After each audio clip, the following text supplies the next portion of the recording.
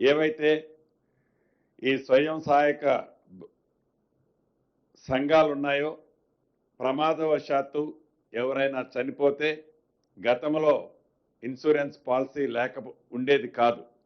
మన ప్రభుత్వం వచ్చిన తర్వాత ప్రమాదవశాత్తు ఎవరైనా చనిపోతే వారికి 10 లక్షల రూపాయలు ఇన్సూరెన్స్ ఇచ్చే కార్యక్రమాన్ని చేపట్టి కార్యక్రమం ఉండేది.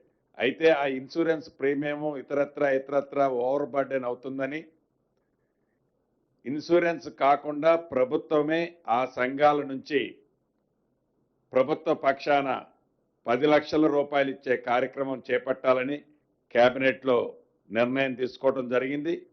గత సంవత్సరం 385 మంది చనిపోయారు.